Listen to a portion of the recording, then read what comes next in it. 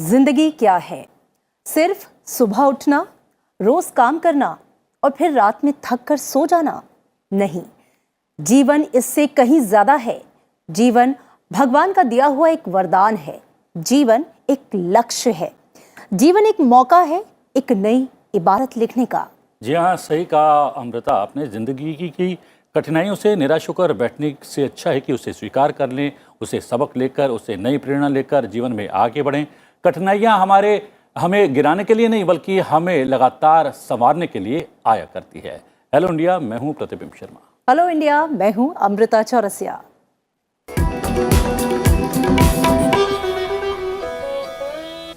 और प्रतिबिंब, सबसे पहले क्या दिखा रहे हैं हम लोग? जी हाँ, जो आप पूछने जा रहे थे उसका जवाब मैंने बहुत जल्दी भी दिया। सबसे पहले हम दिखाएंगे आज के हाइलाइट्स।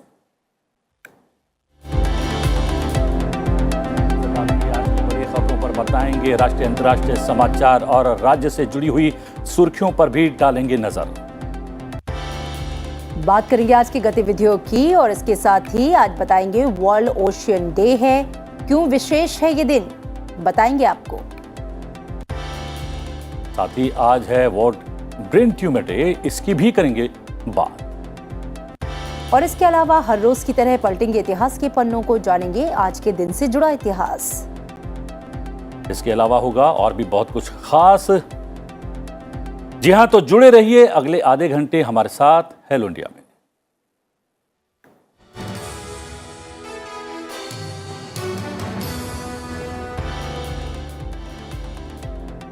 राष्ट्रपति भवन में विजिटर्स कॉन्फ्रेंस 2022 का आज समापन होने वाला है। कॉन्फ्रेंस में आज उच्च शिक्षा संस्थानों की अंतर्राष्ट्रीय रैंकिंग, शिक्षा, उद्योग और नीति निर्माताओं के बीच सहयोग, स्कूल, उच्च और व्यावसायिक शिक्षा को एकीकृत करना जैसे विभिन्न मुद्दों पर प्रेजेंटेशन और विचार विमर्श होगा। हम बता दें कि मंगलवार को राष्ट्रपति रामनाथ कोविंद ने सम्मेलन की शुरुआत की और कहा कि भारत के असाधारण विकास में उच्च शिक्षण संस्थानों का महत्वपूर्ण योगदान है। नई शिक्षा नीति में भारतीय भाषाओं में शिक्षण पर विशेष बल दिया गया है। Institutions of higher education have a major responsibility of transforming the impressionable youth. For this, we need to address their aspirations as they are future leaders in various spheres of life. I can say with confidence that each one of you is going to help achieve this goal. धार्मिक टिप्पणी विवाद के बीच Iran के विदेश मंत्री हुसैन आमिर अब्दुल्लाहिन और भारतीय विदेश मंत्री एस जयशंकर के बीच आज बैठक होगी। अब्दुल्लाहिन द्विपक्षीय संबंधों को और प्रगाढ़ करने के उद्देश्य से भारत की 3 दिवसीय यात्रा पर हैं। अरब जगत में विवादित टिप्पणी के चलते सामने आई तीखी प्रतिक्रिया के बाद इस्लामिक सहयोग संगठन के किसी सदस्य देश के वरिष्ठ मंत्री की ये पहली भारत यात्रा है। विदेश मंत्रालय के अनुसार अब्दुल्लाहिन नई दिल्ली में बैठकों के बाद मुंबई और हैदराबाद की यात्रा भी करेंगे। प्रधानमंत्री नरेंद्र मोदी ने मंगलवार को ग्रेटर हैदराबाद नगर निगम के भाजपा पार्षदों से मुलाकात की। इस दौरान पीएम ने विश्वास व्यक्त किया कि पार्टी सुशासन और तेलंगाना में वंशवादी कुशासन को समाप्त करने के लिए काम करेगी। नीतिगत दरों के बारे में फैसला करने वाली आरबीआई की मौद्रिक नीति समिति की 3 दिन की बैठक मंगलवार को शुरू हुई। शशिकांत दास आज सुबह 10 बजे एमपीसी की बैठक में नीतिगत दरों के बारे में लिए गए फैसलों की जानकारी देंगे। माना यह जा रहा है कि केंद्रीय बैंक बढ़ती मुद्रास्फीति पर अंकुश के लिए कुछ सख्त नीतिगत कदम उठा सकता है। रक्षा मंत्रालय ने चीफ ऑफ डिफेंस स्टाफ की नियुक्ति से संबंधित रक्षा बलों के नियमों में संशोधन के लिए नोटिफिकेशन जारी किया है। संशोधित नियमों के अनुसार 62 वर्ष से कम आयु के कोई भी सेवारत या सेवानिवृत्त लेफ्टिनेंट जनरल, एयर मार्शल और वाइस एडमिरल भी सीडीएस के पद के लिए पात्र होंगे। अब सेना, नौसेना और वायुसेना के प्रमुख के साथ इस शीर्ष पद के लिए अन्य अधिकारियों पर विचार किया जा सकता है। विश्व बैंक ने 2022 के वैश्विक विकास अनुमान को घटाकर 2.9% कर दिया है, जो कि जनवरी के पूर्वानुमान से 1.2% कम है। विश्व बैंक ने मंगलवार को चालू वित्त वर्ष 2022-23 के लिए भारत की आर्थिक वृद्धि दर के अनुमान को घटाकर 7.5% कर दिया है। और इसका कारण बढ़ती महंगाई, आपूर्ति व्यवस्था में बाधा और रूस यूक्रेन युद्ध से वैश्विक स्तर पर तनाव को बताया गया है। ये दूसरी बार है जब विश्व बैंक ने चालू वित्त वर्ष के लिए भारत की जीडीपी वृद्धि के अनुमान को संशोधित किया है। कांग्रेस अध्यक्ष सोनिया गांधी ने नेशनल हेराल्ड से जुड़े कथित धन शोधन के मामले में पेश होने के लिए प्रवर्तन निदेशालय से और समय मांगा है, क्योंकि वो कोरोना वायरस से संक्रमित हैं और अब तक स्वस्थ नहीं हो पाई है। सोनिया गांधी बीते शुक्रवार को कोरोना वायरस से संक्रमित हुई थी और उनकी ताज़ा रिपोर्ट नेगेटिव नहीं आई है। भारत की स्टार पैराशूटर अवनी लेखरा ने महिला 10 metre air rifle standing SH1 स्पर्धा में गोल्ड मेडल जीता है। उन्होंने 250.6 अंक के विश्व रिकॉर्ड को बनाया। लोकसभा अध्यक्ष ओम बिरला ने ट्वीट कर इस उपलब्धि पर अवनी को बधाई दी। अवनी लेखरा ने पिछले साल अगस्त में टोक्यो पैरालंपिक में SH1 वर्ग में 10 मीटर एयर राइफल स्टैंडिंग स्पर्धा का स्वर्ण पदक जीता था। और आइए अब नजर डाल लेते हैं राज्यवार खबरों पर। पश्चिम बंगाल भाजपा में जान फूंकने के वास्ते पार्टी के राष्ट्रीय अध्यक्ष जेपी नड्डा मंगलवार रात कोलकाता पहुंचे। भाजपा प्रमुख अपने 2 दिवसीय दौरे के दौरान पार्टी नेताओं और कार्यकर्ताओं के साथ कई बैठकों की अध्यक्षता करेंगे। हिमाचल प्रदेश के मंडी में लैपटॉप वितरण का राज्य स्तरीय कार्यक्रम आज होने वाला है। इस दौरान मुख्यमंत्री जयराम ठाकुर 2900 मेधावियों को लैपटॉप देंगे। 6 मेधावियों को विधानसभा स्तर पर लैपटॉप दिए जाएंगे। महाराष्ट्र में राज्यसभा की 6 सीटों के लिए आगामी 10 जून को होने वाले चुनाव को लेकर राजनीतिक सरगर्मियां तेज हो गई हैं। नवंबर 2019 में छोटे दलों और निर्दलीय विधायकों के समर्थन से शिवसेना के नेतृत्व में बनी महाविकास आघाड़ी सरकार में फूट पड़ गई है। जिन छोटे दलों और निर्दलियों ने उस समय उद्धव ठाकरे को समर्थन दिया, उन्होंने अब किनारा कर लिया। राज्यसभा चुनाव को लेकर एमवीए के नेताओं ने मंगलवार को दक्षिण मुंबई स्थित होटल ट्राइटेड में पार्टी के विधायकों की बैठक बुलाई, जिसमें शिवसेना, कांग्रेस और एनसीपी के सभी विधायक शामिल हुए। इस दौरान मुख्यमंत्री उद्धव ठाकरे से लेकर एनसीपी सुप्रीमो शरद पवार और कांग्रेस के मल्लिकार्जुन खड़गे, साथ ही एचके पाटिल ने उन्हें न केवल राज्यसभा चुनाव का गणित समझाया, बल्कि एकजुट रहने के लिए प्रेरित किया। दिल्ली सरकार में मंत्री सत्येंद्र जैन की मुसीबत बढ़ती हुई नजर आ रही है। जानकारी के मुताबिक प्रवर्तन निदेशालय को जैन के करीबी के घर से 2.82 करोड़ रुपए कैश और काफी मात्रा में सोना बरामद किया गया है। बताया यह भी जा रहा है कि छापेमारी में भारी मात्रा में कैश के साथ सोने के बिस्किट और 133 सोने के सिक्के भी मिले। पंजाबी गायक सिद्धू मूसेवाला की हत्या में पुलिस ने अब तक 8 लोगों को गिरफ्तार किया है। पंजाब पुलिस ने मंगलवार को ये जानकारी दी। पुलिस ने यह भी कहा कि उन्होंने वारदात को अंजाम देने वाले 4 शूटर की भी पहचान की है। पुलिस ने बताया है कि आरोपियों को गायक पर गोली चलाने वाले लोगों को जगह मुहैया कराने, रेकी करने के आरोपों में गिरफ्तार किया गया है। मूसेवाला की 29 मई को मानसा में अज्ञात हमलावरों ने गोली मारकर हत्या कर दी थी।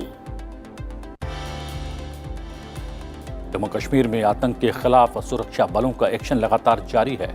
सुरक्षा बलों ने पिछले करीब 24 घंटों में 3 अलग अलग मुठभेड़ों में 4 आतंकवादियों को मार गिराया है। राजधानी दिल्ली में सोमवार को तापमान 44 से 47 डिग्री सेल्सियस रहने के बीच मौसम विभाग द्वारा दिल्ली और आसपास के अन्य इलाकों में भीषण गर्मी को लेकर ऑरेंज अलर्ट जारी किया गया है। भारत मौसम विज्ञान विभाग के अनुसार हरियाणा, पंजाब, दिल्ली, उत्तर प्रदेश और मध्य प्रदेश के साथ ही राजस्थान के कुछ हिस्सों में लू का प्रकोप रहेगा।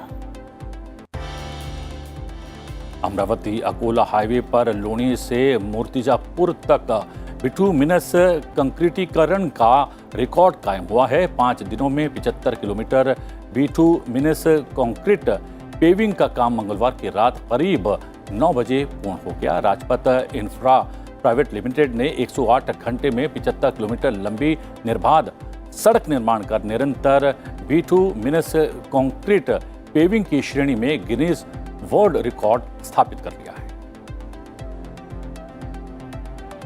और अब अंतर्राष्ट्रीय समाचार। रक्षा मंत्री राजनाथ सिंह मंगलवार को वियतनाम पहुंचे। हवाई अड्डे पर वियतनाम में भारत के राजदूत प्रणय वर्मा और वियतनाम के राष्ट्रीय रक्षा मंत्रालय के वरिष्ठ अधिकारियों ने राजनाथ सिंह का स्वागत किया।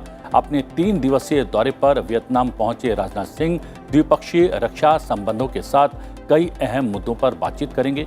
रक्षा मंत्री अपने वियतनामी समकक्ष जनरल वॉन गियोंग के साथ गहन बातचीत भी करेंगे। उनकी ये यात्रा चीन की बढ़ती दादागिरी के खिलाफ दक्षिण पूर्व एशियाई देशों के साथ समुद्री सुरक्षा सहयोग में सामंजस्य को दर्शाती है। इसके अलावा राजनाथ सिंह वियतनाम के राष्ट्रपति गुयेन जुआन फुक और प्रधानमंत्री फॉम मिन चिन के साथ भी मुलाकात करने वाले हैं। श्रीलंकाई मंत्रिमंडल ने संविधान के 21वें संशोधन पर सत्तारूढ़ दल के कुछ सदस्यों के कड़े विरोध के बाद उसे 1 सप्ताह के लिए टाल दिया। संशोधन के बाद संसद को राष्ट्रपति से अधिक शक्तियां और अधिकार मिल जाएंगे। संविधान के 21वें संशोधन के जरिए अनुच्छेद 20A को निरस्त किए जाने की उम्मीद है, क्योंकि राष्ट्रपति गोटाबाया राजपक्षे को व्यापक शक्तियां प्रदान करता है। श्रीलंका में प्रस्तावित संशोधन का मसौदा सोमवार को मंत्रिमंडल की बैठक में पेश किया गया।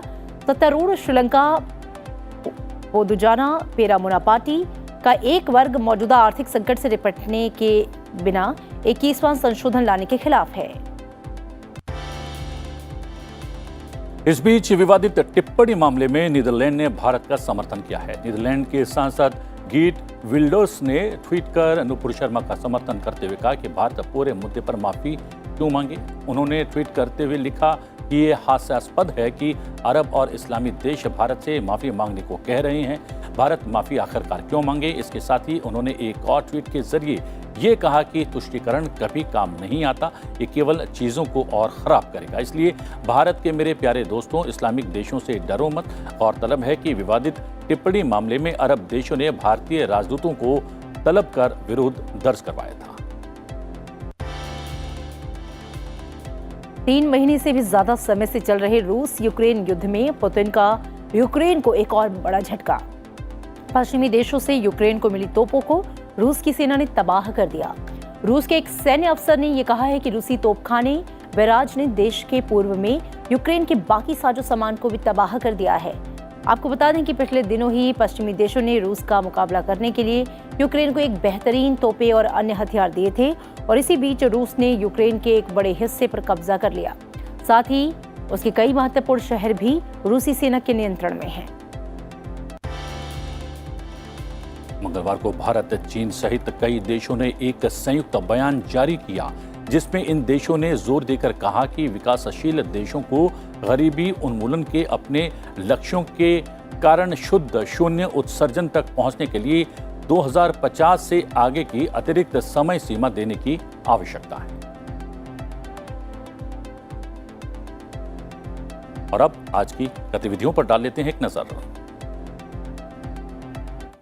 हम बता दें कि सुबह 10:30 बजे एमपी लैंड्स समिति की बैठक होने वाली है, और सुबह 11 बजे प्राक्कलन समिति की भी बैठक है। सुबह 11:30 बजे पेट्रोलियम और प्राकृतिक गैस पर स्थायी समिति की बैठक होने वाली है। दोपहर 1 बजे वाणिज्य पर स्थायी समिति की बैठक होने वाली है। और हम ये भी बता दें कि दोपहर 2:30 बजे परिवहन, पर्यटन और संस्कृति पर स्थायी समिति की बैठक है, और दोपहर 3 बजे सूचना और संचार प्रौद्योगिकी प्रबंधन समिति की एक खास बैठक होने वाली है। और हम ये भी बता दें कि एक और अहम जानकारी है, रेपो रेट पर आज कोई बड़ी घोषणा आरबीआई गवर्नर कर सकते हैं। संभवतः आज सुबह 10 बजे ऐसी एक घोषणा हो सकती है। इस बीच लोकसभा अध्यक्ष ओम बिरला ने ट्वीट कर महेश नवमी की शुभकामनाएं दी हैं। उन्होंने ट्वीट में लिखा है कि महेश्वरी कुल की उत्पत्ति और भगवान महेश व मां पार्वती की आराधना के पर्व महेश नवमी की शुभकामनाएं। ये दिन समाज में सद्भावना और शांति को मजबूत कर मानवता के कल्याण के लिए कार्य करने की प्रेरणा देता है। भगवान महेश से प्रार्थना है कि वो सभी पर अपनी कृपा दृष्टि बनाए रखें।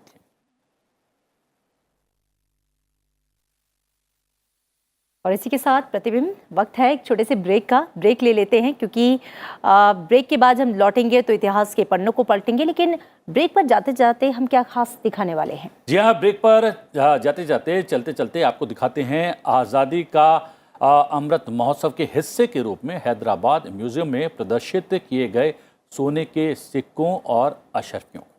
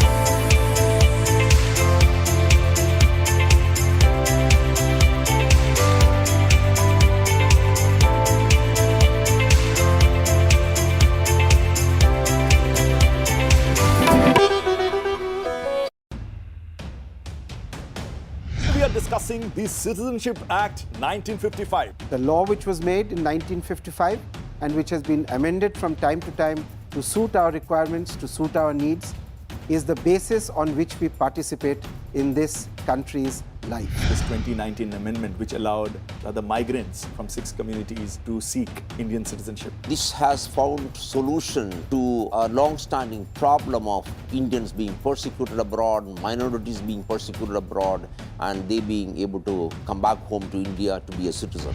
Watch with us, 75 years, laws that shaped India.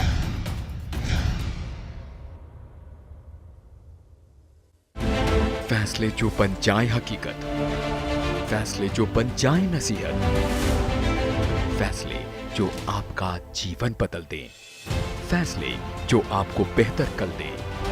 Cabinet के फैसलों की सही तस्वीर कैबिनेट दिस वीक सिर्फ संसद टीवी पर।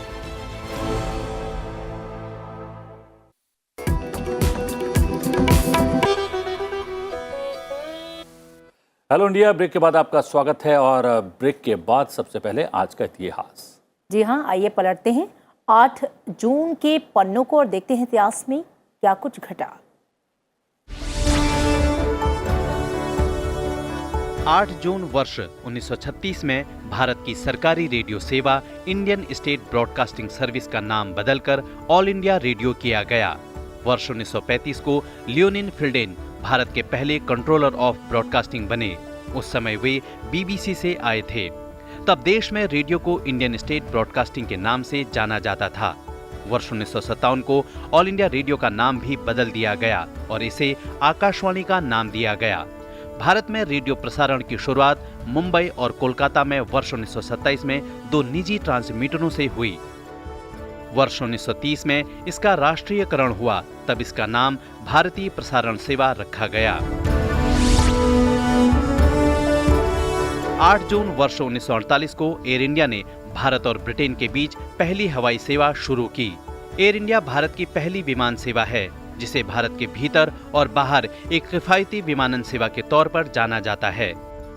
इस सेवा ने दोनों देशों के संबंधों की नींव पुख्ता करने में भी महत्वपूर्ण योगदान दिया। एयर इंडिया ने मुंबई से लंदन के बीच पहली उड़ान भरी जो काहिरा और जिनेवा होते हुए लंदन पहुंची। उस विमान में जहांगीर, रतनजी दादा भाई टाटा और जामनगर के नवाब अमीर अली खान जैसे दिग्गज सवार थे। एयर इंडिया का मालाबार प्रिंसेस नाम का यह विमान 40 सीटों वाला लॉकहीड L-749 था, जिसकी कमान KR गुजदार के हाथ में थी। उस दौरान बंबई यानी आज के मुंबई से लंदन पहुंचने में 24 घंटे लगे थे, जबकि आज यह दूरी महज 10 ही घंटे की है।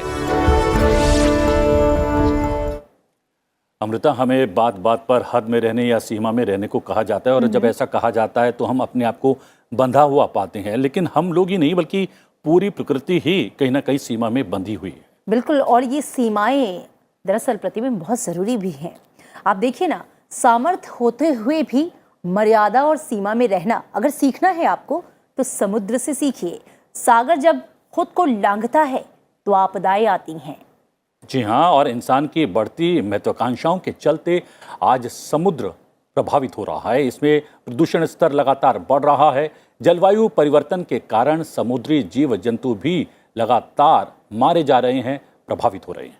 जी हाँ, दरअसल हम बात कर रहे हैं आज विश्व महासागर दिवस है। तो आइए इसी बहाने चलिए इस रिपोर्ट को देखते हैं और जानते हैं महासागरों के बारे में।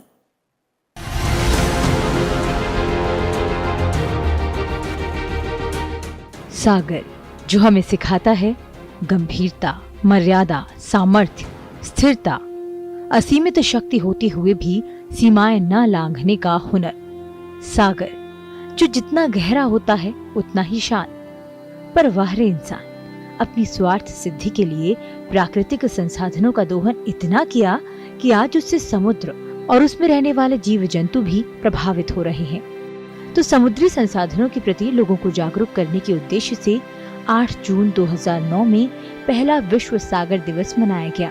इसके इतिहास पर नजर डालें तो वर्ष 1992 में रियो डी जेनेरियो में एक सम्मेलन आयोजित हुआ जिसका नाम था पृथ्वी ग्रह। इस सम्मेलन में विश्व महासागर दिवस मनाने का निर्णय लिया गया, जिसे वर्ष 2008 में संयुक्त राष्ट्र ने आधिकारिक मान्यता दे दी। तब से हर वर्ष 8 जून को विश्व महासागर दिवस मनाया जाने लगा। विश्व महासागर दिवस मनाने का मुख्य उद्देश्य पूरी दुनिया में महासागरों के महत्व और जलवायु परिवर्तन की वजह से आने वाली चुनौतियों के प्रति जागरूकता पैदा करना है। इसके अलावा महासागर से जुड़े पहलुओं जैसे खाद्य सुरक्षा, जैव विविधता, सामुद्रिक संसाधनों का अंधाधुंध उपयोग, समुद्री प्रदूषण पर रोक लगाने के प्रति सभी को सचेत करना है।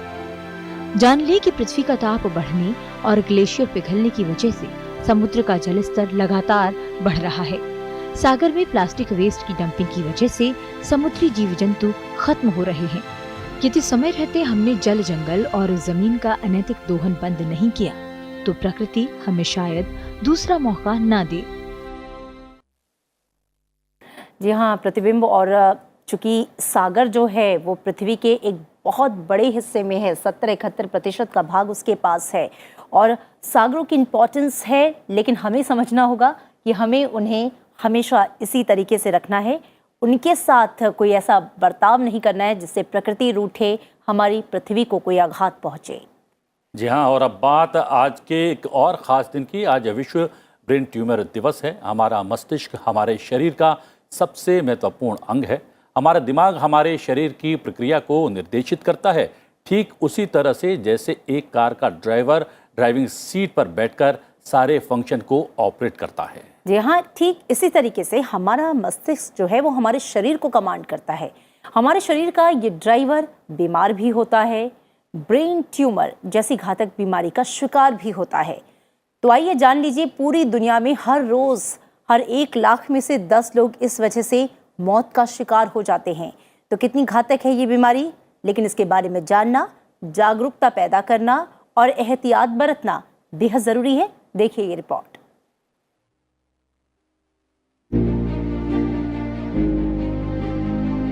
हर साल 8 जून को विश्व ब्रेन ट्यूमर दिवस मनाया जाता है।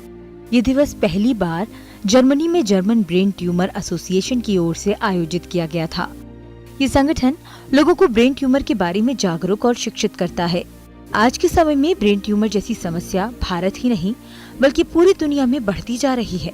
अलग अलग देशों में कैंप लगाकर, रैलियां निकालकर लोगों को इस बीमारी के प्रति जागरूक किया जाता है। जो लोग इस बीमारी से जूझ रहे होते हैं और इलाज कराने में असमर्थ होते हैं, उनकी सहायता की जाती है।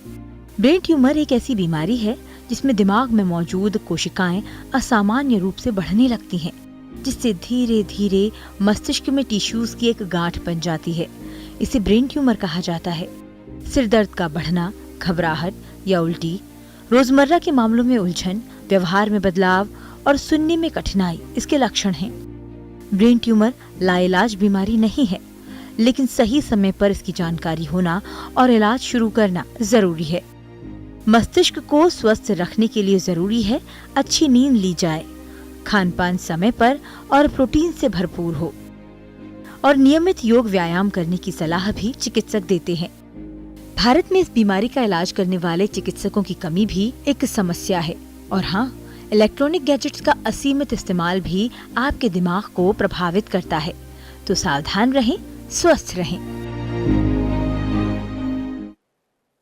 अमृता, एक बात बार बार चर्चा में आती है कि अमेरिका का नागरिक कौन बन सकता है, इंग्लैंड का नागरिक कौन बन सकता है, फ्रांस कनाडा का नागरिक कौन बन सकता है, लेकिन कोई विदेशी अगर भारत का नागरिक बनना चाहे तो उसके लिए क्या प्रक्रिया है, वो बहुत ज़्यादा चर्चा में नहीं आती है। जी हाँ, लेकिन बहुत से ऐसे लोग हैं जो इस बात को भी जानना या समझना चाहेंगे कि कौन बन सकता है भारत का नागरिक। एक विदेशी भारत का नागरिक कैसे बनता है? शानदार 75 वर्षों में पारित लैंडमार्क्स लॉस पर जो हमारी श्रृंखला है, लॉस दैट शेप्ड इंडिया, इस पर आज इसी विषय पर होगी चर्चा। We are discussing the Citizenship Act 1955. The law which was made in 1955 and which has been amended from time to time to suit our requirements, to suit our needs, is the basis on which we participate in this country's life. This 2019 amendment which allowed the migrants from 6 communities to seek Indian citizenship. This has found solution to a long-standing problem of Indians being persecuted abroad, minorities being persecuted abroad, and they being able to come back home to India to be a citizen. Watch with us, 75 years, laws that shaped India. और इसी के साथ hello India को आप TV के अलावा संसद TV के सोशल मीडिया प्लेटफॉर्म पर देख सकते हैं। आप अपना पसंदीदा प्रोग्राम टीवी के अलावा यूट्यूब, फेसबुक पर भी देख सकते हैं। और साथ ही संसद टीवी को ट्विटर और इंस्टा पर भी उपलब्ध है और आप संसद टीवी की आईडी को फॉलो करके हमें अपने सुझाव भी भेज सकते हैं। बिल्कुल, आपके सुझाव जो हैं वो बेहद महत्वपूर्ण हैं हमारे लिए, उसे हम बनाते हैं अपने कार्यक्रम का हिस्सा। तो प्रतिबिंब, अब आगे क्या कार्यक्रम है? क्या हम बता दें कि ज्येष्ठ अष्टमी पर जम्मू के खीर भवानी मंदिर में कश्मीरी पंडितों ने पूजा अर्चना कर क्षेत्र में शांति के लिए खास तौर पर प्रार्थना की है। जी बिल्कुल, तो जैसा मैं जिक्र कर रही थी प्रतिबिंब से कि वक्त चूंकि विदा लेने का हो गया है, तो चलते चलते आप इसकी झलक देखिए और हमें इजाजत दीजिए। नमस्कार। नमस्कार।